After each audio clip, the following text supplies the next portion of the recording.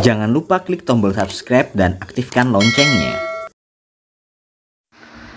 Guru pernah dinyatakan lolos seleksi akademik atau pretest tahun 2022, 2017, 2018, 2019, tapi belum mendapat panggilan untuk mengikuti PPG dalam jabatan. Apa yang harus dilakukan?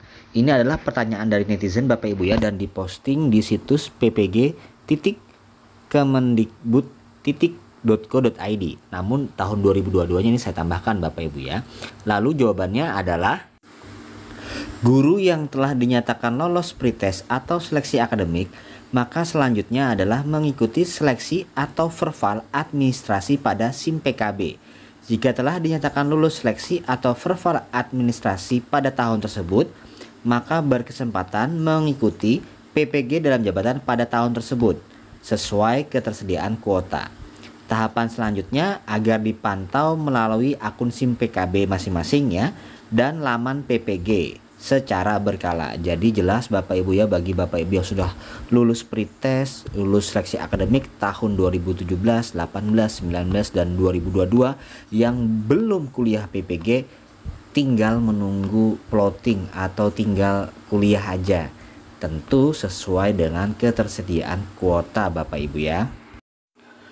Resmi Bapak Ibu ya, lini masa tentatif PPG dalam jabatan angkatan 2 tahun 2023. Perkuliahannya resmi secara full daring, dan kita lihat lini masanya Mei sampai Juni 2023 itu adalah verbal administrasi, Juli 2023 seleksi akademik, dan di Agustus sudah ada plotting konfirmasi kesediaan dan lapor diri.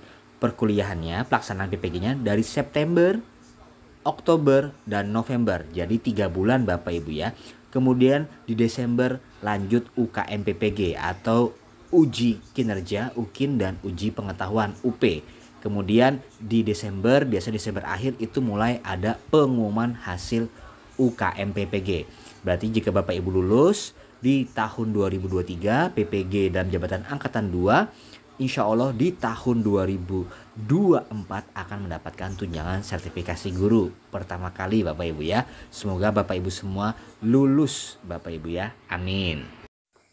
Jika kita melihat peraturan Menteri Pendidikan nomor 54 tahun 2022 pasal 14 ayat 3, penentuan keikutsertaan calon mahasiswa sebagaimana dimaksud pada ayat 2 dengan mempertimbangkan kriteria A. Masa kerja yang paling lama, B. Usia paling tinggi, C. Satuan pendidikan yang berasal dari daerah khusus, dan D. Perolehan nilai hasil seleksi paling tinggi. Nah, jadi dari poin A sampai D ini Bapak Ibu dilihat dari mana nih?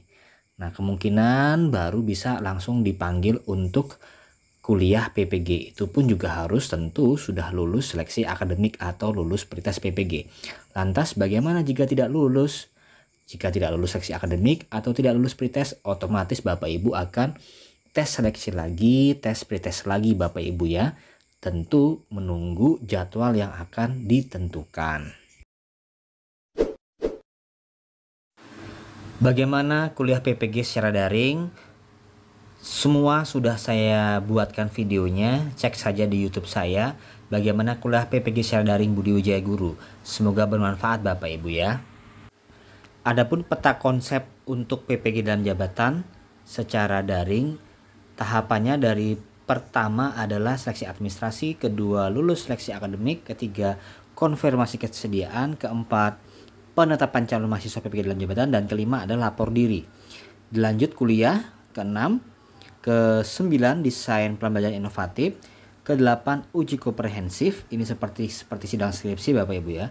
Ke-9 praktik pembelajaran inovatif, dan yang terakhir adalah UKM UKIN 4 hari dan UP 2 hari.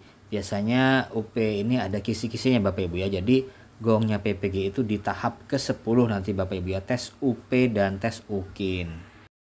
Nah, setelah Bapak Ibu lulus UKIN dan lulus UP, baru Bapak Ibu berhak mendapatkan sertifikat pendidik atau serdik. Lalu Bapak Ibu sinkronkan di Dapodik. Jika semuanya valid, barulah Bapak Ibu mendapatkan tunjangan sertifikasi. Bagaimana menurut pendapat Bapak Ibu? Tulis di kolom komentar.